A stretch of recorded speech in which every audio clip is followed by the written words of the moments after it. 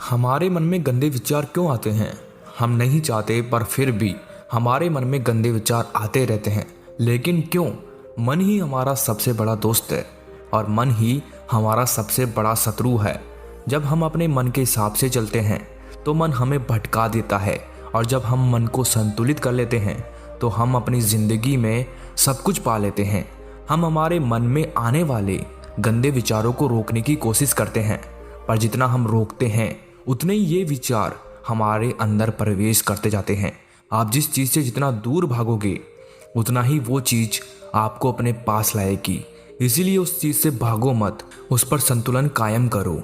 एक बार एक युवक गौतम बुद्ध के पास आया और गौतम बुद्ध से बोला कि हे बुद्ध, मेरे मन में इतने गंदे विचार क्यों आते हैं? मैं नहीं चाहता कि मेरे मन में गंदे विचार आए, पर मेरे मन में हमेशा काम वासना के विचार चलते रहते हैं और मैं इनके बारे में सोच सोचकर बहुत परेशान हूँ। मेरी ऊर्जा और समय ये सब सोचने में ही नष्ट हो जाता है, और इन सब के विचारों की वजह से मैं कभी भी शांत नहीं रह पाता और मैं हमेशा ही स्त्रियों को देखकर मोहित हो जाता हूँ, अपने आप को रोक ही नहीं पाता। बुद्ध मुस्कुराए और उन्होंने उस युवक से पूछा, क्या तुम्हें पता है ये काम वासना होती क्या है? फिर लड़के ने उत्तर दिया और कहा, बुद्ध, मैं ये तो नहीं जानता कि काम वासना होती क्या है, पर हाँ, ये जो भी है बहुत बुरी चीज है। फिर बुद्ध ने उस युवक से कहा कि सबसे पहले तो तुम्हें ये समझना है कि प्राकृतिक रूप से जो भी चीजें हमारे अंदर है वो बुरी नहीं है। हमारे जीवन में उसकी कुछ ना कुछ जरूरत है। वासना कोई बुरी बात नहीं है, ये तो हमारे मन की एक भावना है जो हमें किसी न किसी चीज की कमी का एहसास करवाती है, और फिर हम उस चीज को पाने के लिए उस चीज की तरफ आकर्षित हो जाते हैं। जैसे अगर तुम्हारे पास धन की कमी है तो तुम में धन पाने की वासना उत्पन्न हो जाएगी। तो वासना कुछ और नहीं, बस एक प्रकार की कमी है जो कि एक प्रकार की जरूरत का एहसास है, और जब ये जरूरत शारीरिक हो तो हम इसे काम वासना कह देते हैं। युवक ने गौतम बुद्ध को कहा कि बुद्ध, मुझे काम वासना का मतलब तो समझ में आ गया, पर आप मुझे ये बताइए कि ये आती कहाँ से है, कैसे आती है ये? गौतम बुद्ध ने कहा कि काम वासना कहीं से आती नहीं है, ये तो हमारे अंदर ही होती है, और इसका होना तो जरूरी भी है, तभी तो मानव जाति का विस्तार होगा। युवक ने कहा, जब ये हमारे अंदर ही है और जरूरी भी है तो फिर लोग इसे गलत क्यों बोलते हैं? बुद्ध ने कहा कि यही तो समस्या है, लोगों ने काम वासना को गलत तरीके से सोच लिया है, इसे छिपाने की दबाने की कोशिश करते हैं। काम वासना गलत नहीं है, बल्कि काम वासना का गलत तरीके से प्रयोग करना गलत बात है। लोग जिससे प्रेम करते हैं बस उसी के लिए जीने लग जाते हैं, उसे पाना ही अपना लक्ष्य बना लेते हैं और उसी के बारे में हमेशा सोचते रहते हैं, पर यह सब गलत है। बुद्ध ने युवक से कहा, क्या तुम्हें पता है जानवरों में भी काम वासना होती है? युवक ने उत्तर दिया, हाँ बुद्ध, जानवरों में भी काम वासना होती है, क्योंकि जानवर भी तो आखिर अपनी पीढ़ी को आगे बढ़ाएंगे। बुद्ध ने कहा, तो फिर हम जानवरों की काम वासना को गलत क्यों नहीं कहते? युवक ने कहा, मुझे नहीं पता महात्मा, आप ही मुझे बताइए। गौतम बुद्ध ने कहा कि जानवर अपनी काम वासना का प्रयोग आनंद प्राप्ति के लिए नहीं करते, वो तो सिर्फ संतान उत्पन्न करने के लिए काम वासना का उपयोग करते हैं। जानवरों को प्रकृति ने इतनी समझ नहीं दी कि वो काम वासना को अपने सुख का आधार बना सके, जबकि मनुष्य अपनी समझ के बलबूते पर प्रकृति में पाई जाने वाली प्रत्येक वस्तु को अपने सुख के लिए प्रयोग करता है। हम इंसानों ने ही काम वासना को अपने सुख का साधन बना लिया है, जबकि प्रकृति ने तो हमें अपने वंश को आगे बढ़ाने के लिए दिया था, लेकिन इंसानों ने इसे अपने जीवन का परम लक्ष्य बना रखा है, और इस तरह से काम वासना का बेलगाम हो जाना गलत है। युवक ने बुद्ध से पूछा, महात्मा जी, ये काम वासना हम पर हावी क्यों होती है, क्यों ये बेलगाम हो जाती है? तब गौतम बुद्ध ने कहा कि सुनो, अब जो मैं तुम्हें बताऊंगा उसे तुम ध्यान पूर्वक सुनना। काम वासना का सारा खेल तुम्हें समझ आ जाएगा, तुम्हें तुम्हारे सारे सवालों का जवाब मिल जाएगा, बस तुम्हें ध्यान से सुनकर समझना है। फिर गौतम बुद्ध युवक को बताना शुरू करते हैं कि एक बार की बात है, एक आश्रम में गुरु और उनके शिष्य रहा करते थे। शिष्य रोजाना आश्रम के बाहर स्थित गांवों में भिक्षा लेने के लिए जाते थे। उस आश्रम का एक शिष्य जिस गांव में भिक्षा लेने जाता था, उस रास्ते में एक नदी पड़ती थी। वो शिष्य रोज उसी रास्ते से भिक्षा लेने जाता था। एक दिन उस शिष्य ने देखा कि एक लड़का पेड़ के पीछे छिपा है।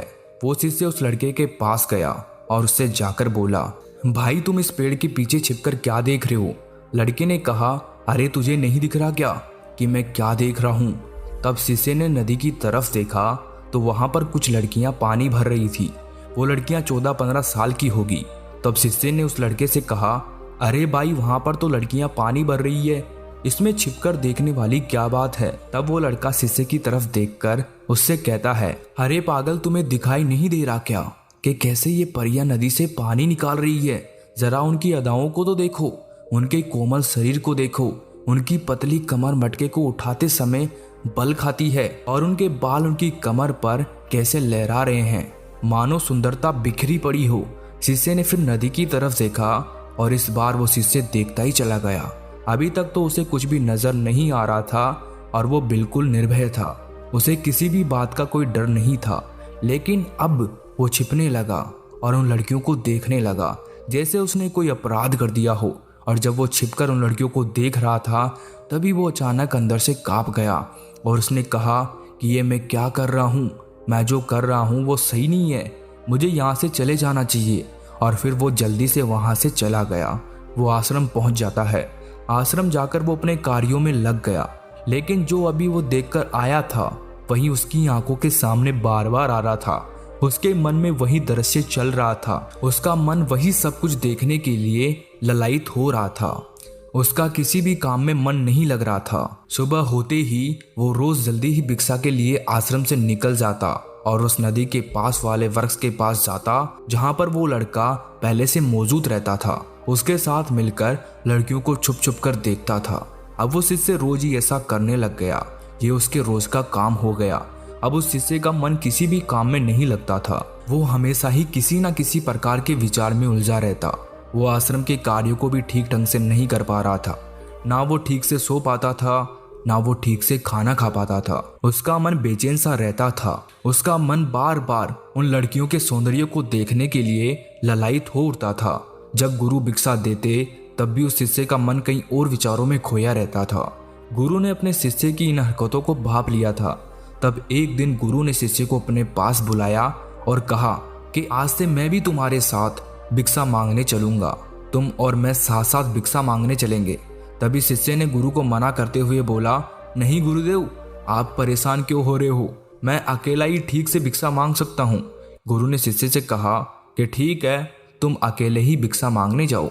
शिष्य तुरंत वहां से भिक्षा मांगने के लिए निकल गया। शिष्य को जाने के बाद गुरु भी आश्रम से निकल गए और शिष्य का पीछा करने लगे कि वो कहाँ जाता है, किससे मिलता है। ये सब देखने के लिए उसके पीछे पीछे चलने लगे। थोड़ी दूर जाने के बाद गुरु ने देखा कि उनका शिष्य एक लड़के के साथ एक पेड़ के पीछे अपराधी की तरह छिपा हुआ है और छिपकर कुछ देख रहा था। गुरु भी अपने शिष्य के पीछे जाकर खड़े हो गए कि आखिर उनका शिष्य ऐसा क्या देख रहा है जिसे देखने के लिए वो पेड़ के पीछे अपराधियों की तरह छिपा पड़ा है। गुरु ने देखा कि उनका शिष्य पेड़ के पीछे छुपकर लड़कियों को देख रहा था जो कि नदी से पानी भर रही थी। तभी गुरु ने शिष्य को कहा कि शिष्य, क्या तुम इन लड़कियों से भी भिक्षा लोगे? अपने गुरु की आवाज सुनकर वो शिष्य घबरा गया और उसके पसीने छूटने लगे। वो थर थर कांपने लगा जैसे किसी चोर को चोरी करते समय रंगे हाथों पकड़ लिया हो। उस शिष्य की हालत खराब हो गई। वो कुछ भी नहीं बोल पा रहा था। दूसरा लड़का जो शिष्य के साथ था वो वहां से भाग गया। शिष्य घबराया हुआ था। उसके मुंह से कुछ टूटे फूटे शब्द ही बाहर निकल रहे थे। वो अपने गुरु से नजरें भी नहीं मिला पा रहा था। गुरु ने शिष्य की तरफ देखा और कहा कि मेरा शिष्य तो निर्भय था, उसे तो किसी भी चीज का डर नहीं था, लेकिन ये क्या, तुम तो डर के मारे कांप रहे हो। शिष्य ने गुरु से कहा कि मुझे माफ कर दो गुरुदेव, मेरा इसमें कोई दोष नहीं है। उस लड़के ने मुझे बहका दिया था, लेकिन आपसे मैं वादा करता हूँ कि आज के बाद मैं ऐसा कभी दोबारा नहीं करूँगा। मुझे माफ कर दो गुरुदेव। गुरु ने शिष्य से कहा कि कोई बात नहीं, पर इस बात का तुम ध्यान रखना कि हम जैसी संगति करते हैं वैसा ही फल हमें प्राप्त होता है। हम जैसी संगति करते हैं उसके विचार हमारे अंदर प्रवेश करते हैं।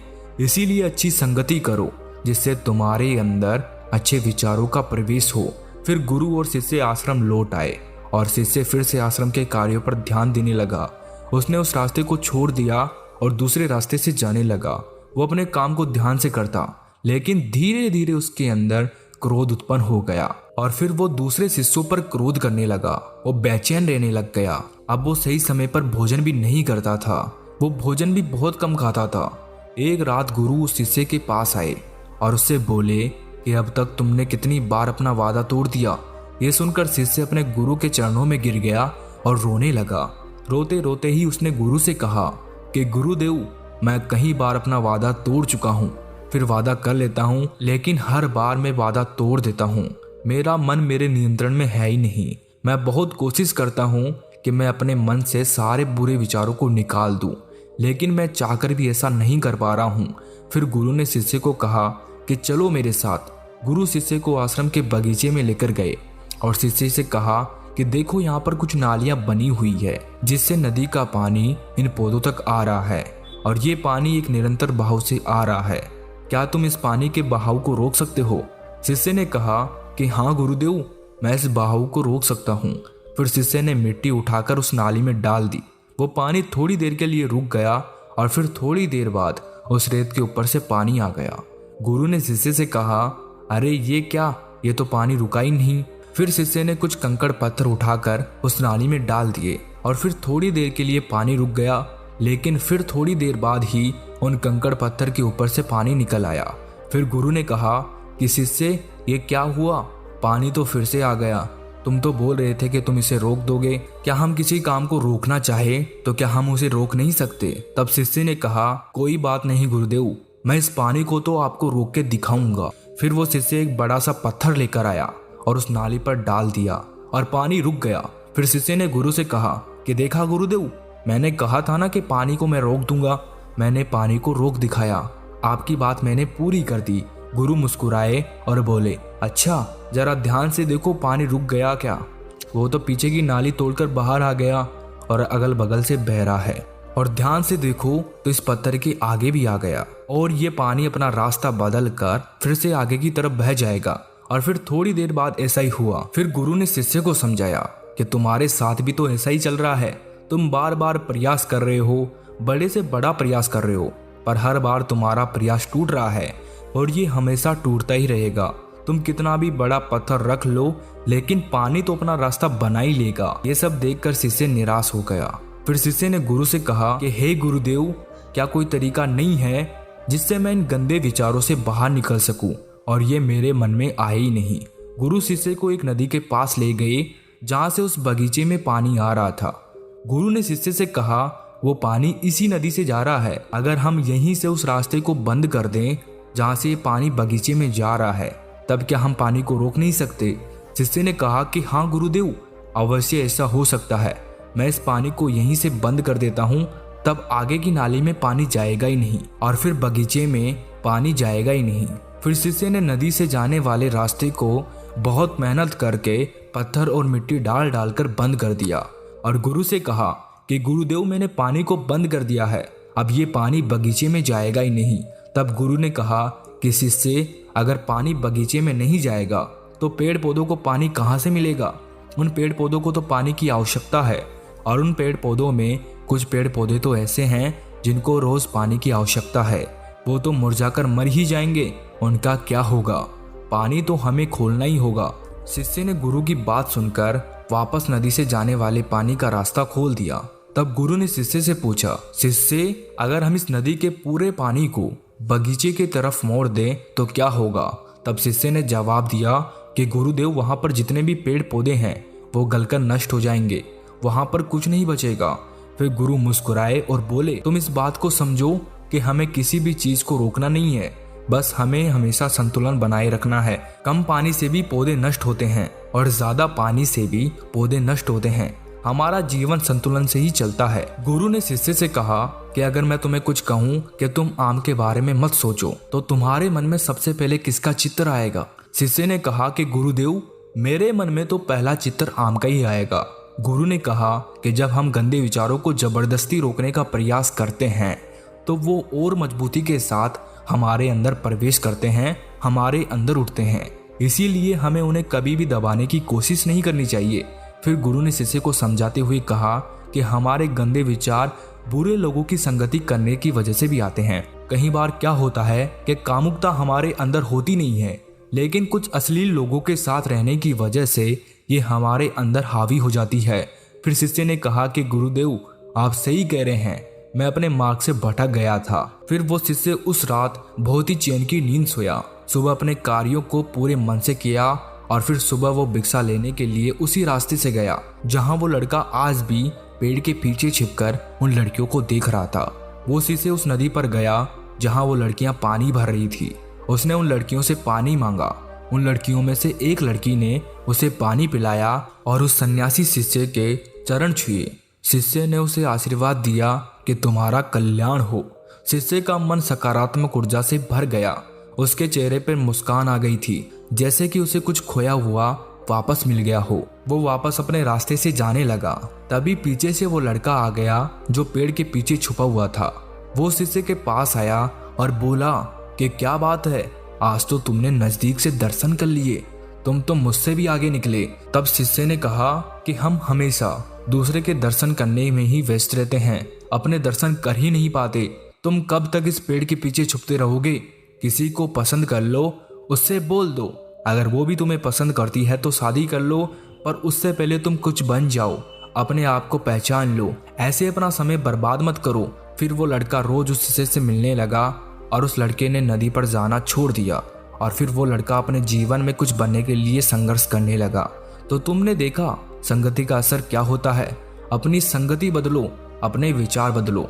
बुद्ध ने युवक से पूछा कि क्या तुम्हें तुम्हारे सारे सवालों का जवाब मिल गया? तब युवक ने कहा कि हाँ महात्मा जी, आपका बहुत बहुत धन्यवाद।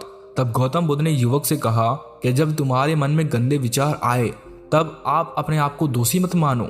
ये शरीर है और ये सब इसने हजारों वर्षों से सीखा है। एक केवल तुम्हारे सोच लेने से, शपथ लेने से ये टूटने वाला है नहीं, लेकिन तुम्हारे पास वो शक्ति है, वो ऊर्जा है जिसका तुम्हें संतुलन उपयोग करना है। तुम एक जीवित ऊर्जा हो जो कुछ भी अनुभव करने के लिए स्वतंत्र है, जो निर्माण करने के लिए स्वतंत्र है। इसीलिए तुम अपने आप को पहचानो। ये बोलकर गौतम बुद्ध मौन हो गए और वो युवक वहां से चला गया।